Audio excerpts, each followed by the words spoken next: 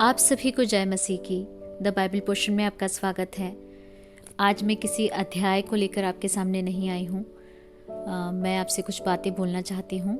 सबसे पहले कि जो लोग भी शुरू से इस बाइबल पोर्शन के जर्नी में जुड़े हुए हैं उन्हें पता है कि हमने आज के दिन नया नियम जो है वो पूरी तरह से समाप्त कर लिया पढ़कर। हमने ये शुरू किया था 6 जनवरी 2020 को। परमेश्वर ने मेरे मन में ऐसा एक बोझ डाला था कि हर दिन नए नियम का एक अध्याय पढ़ा जाए। मैंने चाहा था कि हर दिन एक अध्याय पढूं, लेकिन मुझे बहुत ज़्यादा भरोसा नहीं था कि एक भी दिन मिस किए बिना मैं ये कर पाऊंगी। लेकिन परमेश्वर की दया के लिए धन्यवाद देती हूँ। लगभग 237 दिन थे और वो सारे दिनों में एक भी दिन कोई भी अध्याय मिस किए बिना परमेश्वर ने पढ़ने के लिए मदद की। उसके बीच में प्रकाशित वाक्य थोड़ा लगभग 22 दिन जल्दी ख़त्म हो गया हमारा ये, क्योंकि प्रकाशित वाक्य मैंने बीच में पढ़ लिया था साथ में। एक दिन में मैं 2-2 अध्याय पोस्ट करती थी। सो परमेश्वर की विश्वास योग्यता के लिए धन्यवाद देती हूँ। उन सभी लोगों को धन्यवाद देना चाहती हूँ जिन्होंने इस जर्नी में हमारे साथ जो जुड़े और साथ में बाइबल अध्ययन किया है।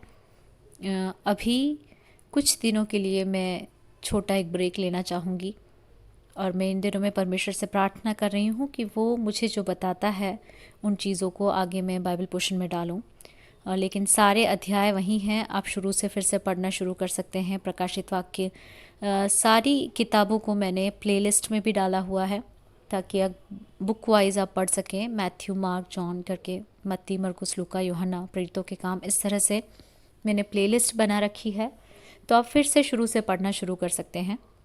और जिन लोगों ने प्रकाशित वाक्य नहीं पढ़ा है मेरे साथ, वे लोग प्रकाशित वाक्य अभी पढ़ना शुरू कर सकते हैं। और आप लोगों की प्रार्थना भी चाहती हूँ। प्रभु आगे जो दिखाता है, जैसे समझा मुझे जैसे चलाना चाहता है, मैं वैसे आगे के अध्याय डालूँगी। नीति वचन और भजन संहिता मेरे मन में है, मुझे इच्छा है डालने की, लेकिन फिर भी मैं प्रभु की अगुवाई का इंतज़ार कर रही हूँ। नीति वचन डेफिनेटली मैं डालना चाह रही हूँ। ऑलरेडी मैं 5 अध्याय नीति वचन के डाल चुकी हूँ, लेकिन अभी कुछ दिन का, ज़्यादा से ज़्यादा 5 से 7 दिन का ब्रेक मैं ले रही हूँ, क्योंकि मुझे परमेश्वर की इच्छा को जानना है। इसके थ्रू परमेश्वर क्या चाहता है, आगे प्रभु कैसे सेवकाई में लेना चाहता है, मैं वो प्रभु से पूछ रही हूँ। इसके अलावा आप लोगों से एक सजेशन पूछ रही हूँ कि बीते दिनों में जो अध्याय पढ़े हैं उनमें अगर कोई ऐसा अध्याय है जिसमें क्लैरिटी का कमी है, या मैंने जो पढ़ा उसमें कोई वचन छूट गया है, ऐसा कुछ आपको लगता है तो ज़रूर मुझे बताइएगा। उन अध्यायों को मैं पढ़कर रिप्लेस करूँगी और परमेश्वर आप सबकी मदद करे। और इसके और भी आप इसे ये भले मैंने रेगुलर रीडिंग में, क्योंकि ये ख़त्म हो चुका है, मैं अगर नहीं भी पढ़ती हूँ तो भी आप इसे शेयर कीजिए। रेगुलर आपकी स्टडीज़ में, आपकी पढ़ाई में लीजिए। अपने दिन प्रतिदिन के जीवन में आप रोज़ एक अध्याय पढ़िए, वो अच्छा है। और पढ़ने से ज़्यादा आप उसे और गहराई से समझने की कोशिश कीजिए वचन को। पूरे अध्याय में से कौन सा ऐसा वचन है, सुनने से पहले प्रार्थना करके सुनना शुरू कीजिए और परमेश्वर से पूछिए, प्रभु ऐसा कौन सा वचन है जिससे आप मुझसे बात करना चाहते हैं।